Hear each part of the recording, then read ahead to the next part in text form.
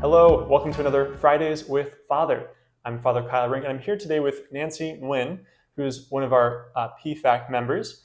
Again, PFAC is the Parish Family Advisory Council. It's kind of like Parish Council, but for the parish family. And I've interviewed a few others, Marilyn Gaffrey, Kim Cap, and Megan Westbrook. And so now Nancy is a representative of the Vietnamese community and the Proto Cathedral. So welcome, Nancy. Thank you, Father, for having me. Yeah, I'm very excited to have you today.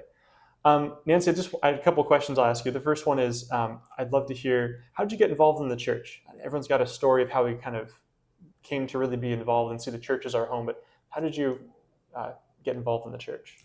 Thank you for asking, Father. So I was born in Vietnam in a Catholic family. I was baptized right after I was born. So the church always part of my life growing up. We immigrated here in the U.S., in Vancouver, Washington, 1995. So I've been going to the Proto Cathedral ever since. For 31 years. 31 years. Oh Father. my goodness. Wow. Yes. That's a long time. So you really know the community then. Yes, I do, Father. And what were some of the things you would do, some of the ways you were involved when you were younger here? So I was in the choir, involved in the Vietnamese choir. Then we do a lot of celebration like the Vietnamese New Year or like Christmas or Easter. So we have like party after church. We like to cook a lot. We like to serve the people. Good. I was going to mention that because one of your Nancy is a very good cook and really enjoys her ministry of hospitality. So I wonder if you want to talk about that for a minute. What is it? How do you see cooking as part of a ministry or giving back? Thank you for asking, Father. So as I mentioned earlier, I was born in Vietnam and our family was very poor. We didn't have enough food to eat. Someday we'll go hungry. The next day and all we had was rice and fish sauce.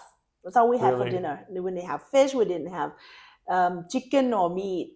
So growing up, I feel like, I always want to feed people because I know how it is when you go to bed hungry as a kid.